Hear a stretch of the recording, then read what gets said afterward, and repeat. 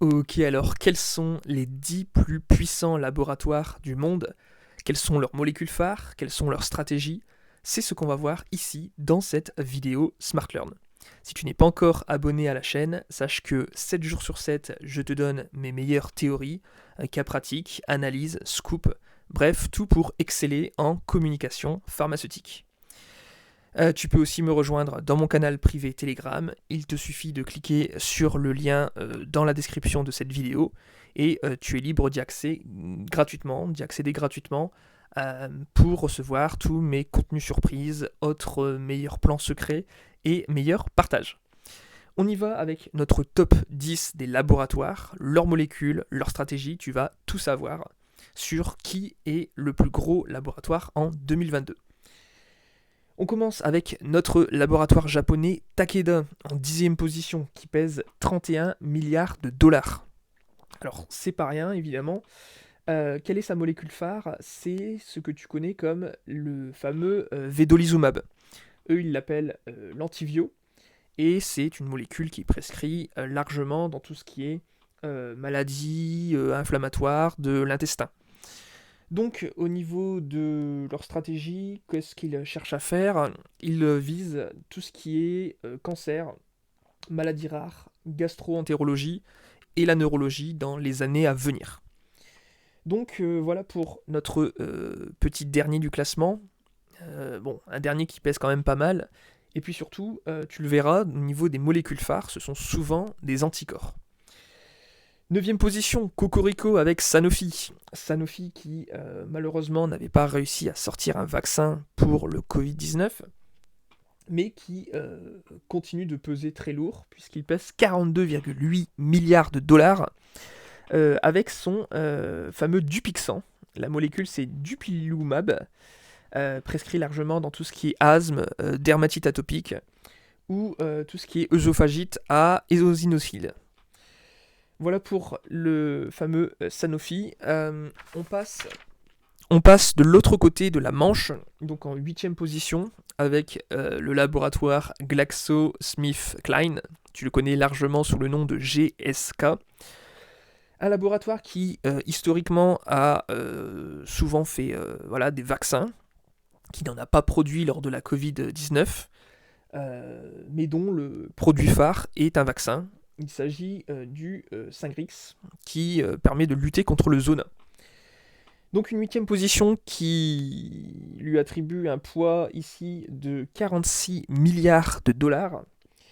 Et puis donc en 2022, cette année, ça a été au niveau de ses actualités, la séparation de son activité de santé grand public. Autrement dit, comme n'importe quel labo, ils vont davantage se focaliser sur des spécialités dans les années à venir. 7e position, encore un acronyme avec BMS, Bristol Myers Squibb.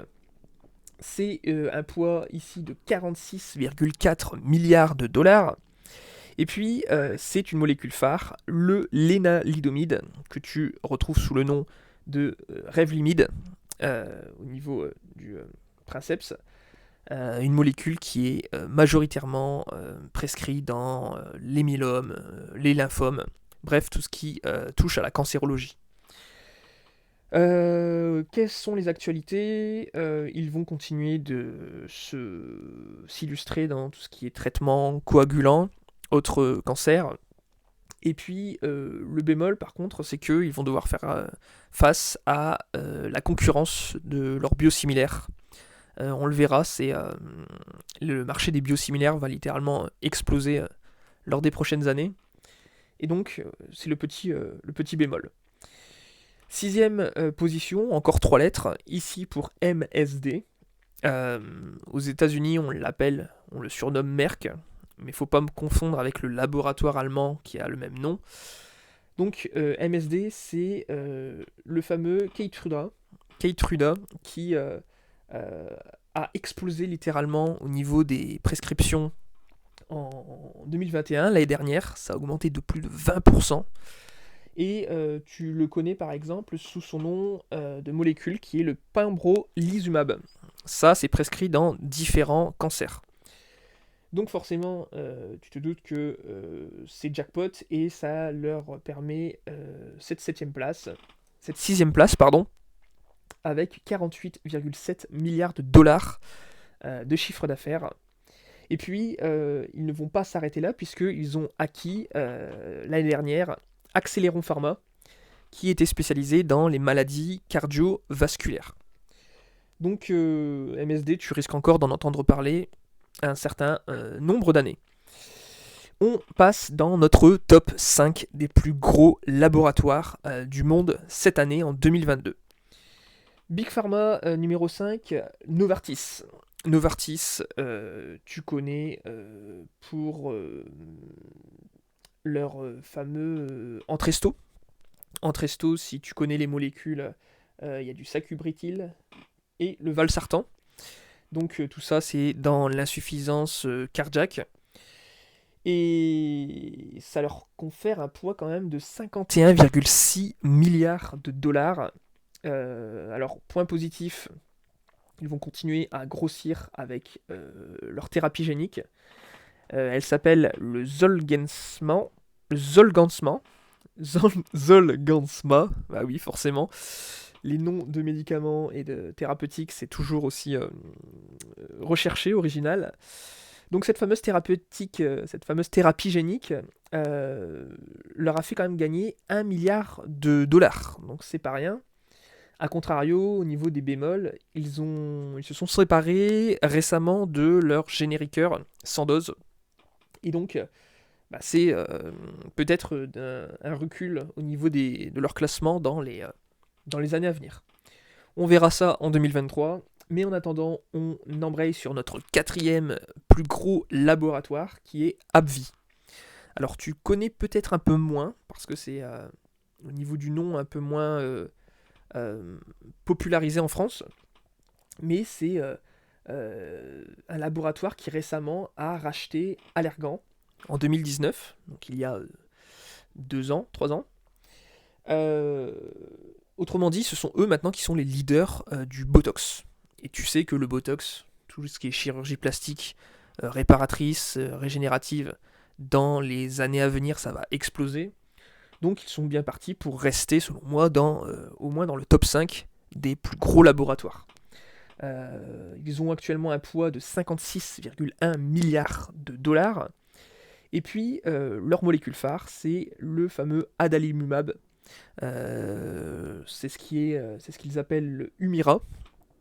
Et donc, tu le retrouves dans tout ce qui est pathologie inflammatoire, Crohn, polyarthrite rhumatoïde, psoriasis. Tout ça, ce sont les laboratoires AbbVie qui les commercialisent. On passe dans notre podium, le podium de Big Pharma 2022. Attention suspense, et je te laisse réfléchir à qui est troisième. Eh bien, c'est un Suisse. Il s'agit de Roche. Roche, c'est un poids de 68,9 milliards de dollars. Autrement dit, c'est un laboratoire qui, sans le surprise, a su surfer sur le Covid-19. Et on verra que les 3 leaders pharmaceutiques ont vu la crise du Covid-19 comme une opportunité de se réinventer. Et c'est ce qu'a fait Roche en se spécialisant dans les tests et les appareils de diagnostic du Covid-19. Donc voilà pour ça. Roche a quand même quelques petits boulets à la jambe. Comme c'est MSD, je crois, qui avait ça. Non, c'était BMS. C'était BMS. Ils sont sur le marché des biosimilaires.